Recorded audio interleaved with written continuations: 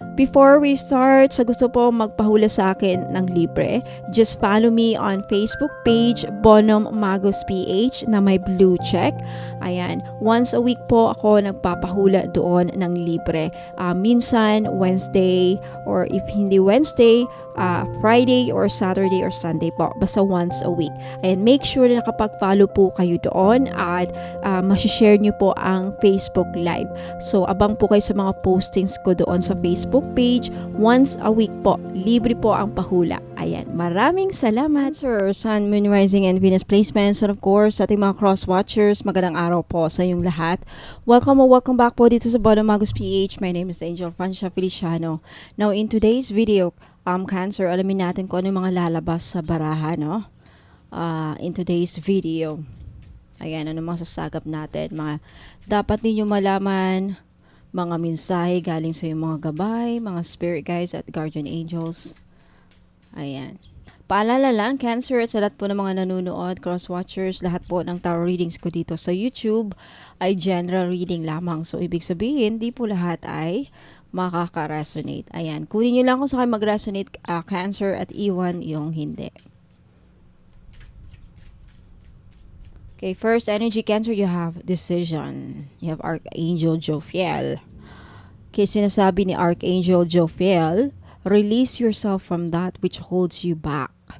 I need to detox unnecessary worry based on a lack of self-confidence. Okay, yung mga pag sobrang pag-aalala ninyo, sinasabi ni Archangel Jophiel, mga unnecessary worry, mga worry na hindi nyo dapat inaalala or pinagtutuunan ng pansin is the reason why nagwo-worry kayo is some of you Cancer, is you have a lack of self-confidence lang yan. Nagbunga yan sa pagkakaroon ng walang kumpiyansa sa sarili, walang tiwala sa sarili, kaya nagdudulot yan sa iyo ng sobrang pag-alala kasi nga hindi sa kadahilanan na hindi nyo na alam ang gagawin, right? Well, it makes sense. But sinasabi ni Archangel Jophiel, release yourself. Okay, so huwag niyong hayaan na lahat ng mga negative na bagay humihila sa inyo pababa or yung mga rason na hindi kayo makagalaw. Holds you back, pumipigil sa inyo na makaisip ng magandang idea, makaisip ng magandang tamang paraan, tamang desisyon with the decision card.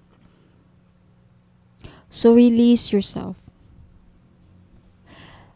I think napapalibutan kayo ng sobrang pag-aalala sa inyong sitwasyon right now. At yung mga sobrang pag-aalala, yan nga ang pumipigil sa inyo nag-hold back sa inyo. Sa inyong success, sa inyo na makaisip ng magandang idea. Let's see, what else? Next, you have 5 of Michael. Okay, this situation doesn't serve you. Release your attachment to the outcome. Consider taking a more uplifting approach. So, I think may mas magandang paraan para ma-resolve ang inyong problema, kinakaharap na problema ngayon, Cancer.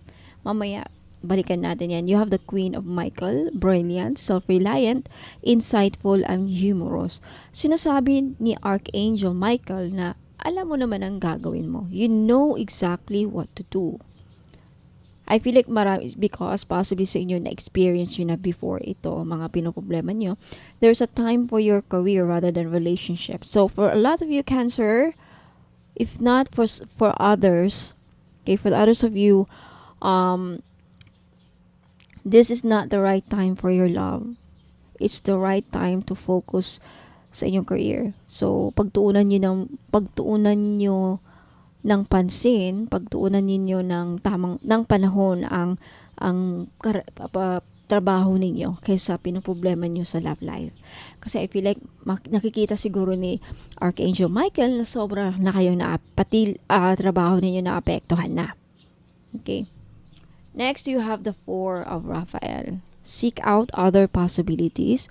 So, yun na nga, naulit itong sinasabi na may mas magandang paraan para ma-resolve niyo yung mga problema. Makakahanap kayo ng ibang paraan Cancer, na ma-resolve ninyo yung mga kinakaharap nyo na ngayon ng issue. Look out for the magic in life. Be aware of your own emotions. Okay. Why is it important to be aware of our emotions? Because emotions, especially if you are experiencing negative emotions. Ano yung mga negative emotions? Mga mabibigat na nararamdaman. Yan ang isa sa mga balakid nagiging balakid sa atin na makausad, to move forward, makaisip ng magandang idea. Kasi instead na maliwanagan tayo, maliwanagan, papalibutan tayo ng darkness from the word itself, dark, hindi natin makikita yung clarity, right? Because napapalibutan tayo ng mga negative thoughts or dark energies. Alright, what else? Let's see at the bottom. You have the 5 of Ariel. You didn't need to go through your current challenges alone. Help is nearby. Negative thoughts create self-fulfilling. Yeah. Marami sa inyo lately talagang hindi maiwasan mag-isip ng hindi maganda sa mga sitwasyon. Siguro marami sa inyo in the past or right now, Cancer, nanlulumo, nasasad, nalulungkot, nawawalan ng pag-asa possibly. Let's see what else. Ano mga dapat nyo malaman for our Cancer, Sun, Moon, Rising, and Venus placements.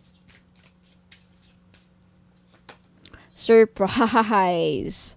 Okay, unexpected turn can bring positive change. So, handa ka na ba pa sa pagbabago, Cancer? Andito, be ready for change. May surpresa sa iyo ang universe. An unexpected turn, yung mga hindi inaasahang paggalaw ng mga sitwasyon, hindi inaasahang mga inaasahang sitwasyong mangyayari.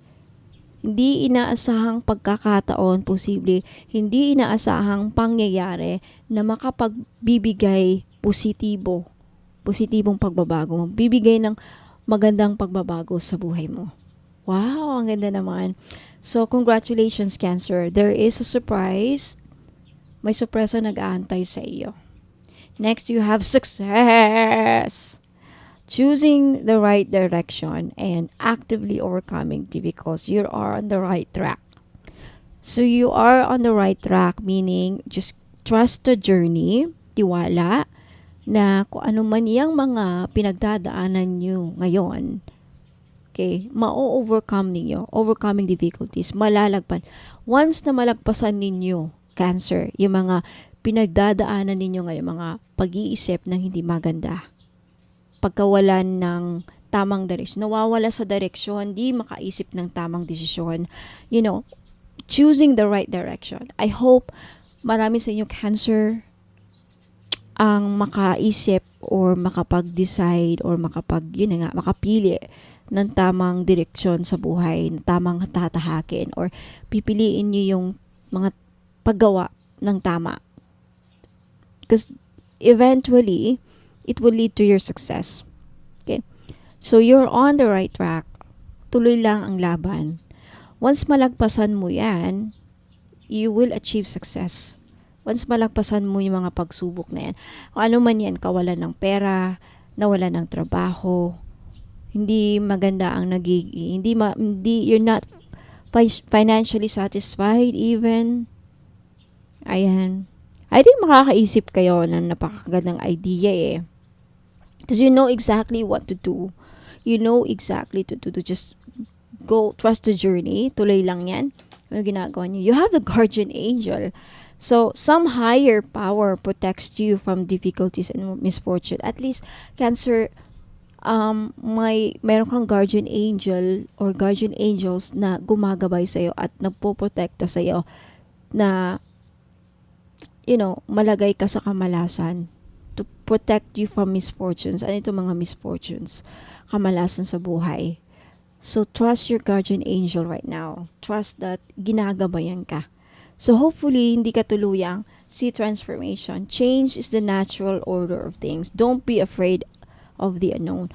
Ano mga unknown? Walang kasiguraduhan sa buhay. So, hayaan nyo lang yung mga nararamdaman nyo na palipasin nyo lang siguro yan. Pagpalipas nyo lang yan.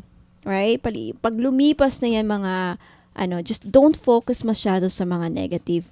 No, hindi yan makakatulong. I think it's part of your journey yan, na maranasan mo mga experience ngayon na hindi ka aya-aya, nawala ng trabaho, unfulfilled, hindi masaya sa love life or anything, lalo-lalo na sa love life. But when it comes to career, I feel like magiging successful ka if hindi mo hayaang totally na mahila, pati yan maapektuhan ka. Let's see, Cancer, what's your advice? Your angel number right now for our Cancer. Cancer. You have light up. Okay, marami sa inyo siguro Cancer right now nakaka-experience ng mood swings, irritable. Especially with the 4 of Cups dito, no? With 4 of Michael. So, sinasabi ng guardian angel mo, you have your angel number 1414, light up. The keywords here are mood swings, respect, family, siguro, yung iba sa inyo, may pinoproblema sa family, constructive outlook, quality ng buhay, nagbago siguro, kaya kayo disappointed. Some of you, maybe right now or in the past, nakakaranas ng mood swings. Advice from your angel is focus on your needs, desires, and hobbies. Everything is more accessible with a light attitude. So, napaka-importante na pagaanin natin ang ating enerhiya at ating nararamdaman. You will be blessed with new opportunities, Cancer. A new friend, a new person, new love life, or an addition to your family. Good vibes will speed up the process. So, yan na nga. Good vibes will speed up the process to your success. So, light up. Okay, I hope na mawala na yung mga nararamdaman ninyong mabibigat, hindi ka aya-aya. I hope wag na kayong malungkot. Try your best to live a peaceful life. Light up. Sana gumaan ang pakiramdam ninyo, no? Para hopefully it will speed up the process. Why I think the reason why is because once you are in a high vibrational energy, pagiging light up, no? You will attract a lot of you'll become a magnet of success and fortune and opportunities. And besides, andyan yung surprise ng universe. So, there will be an unexpected turn. Hindi mo inaasahang pagliko ng kapalaran mo. Hindi mo inaasahang magandang pagbabago sa buhay mo. So, be ready for change. Kung ano man to, is possibly something na makakatanggal sa mga panlumo mo, makakatanggal sa mga nararamdaman ninyong sadness right now, disappointment, or failures, or anything related man sa love life, trabaho, pera, or anything.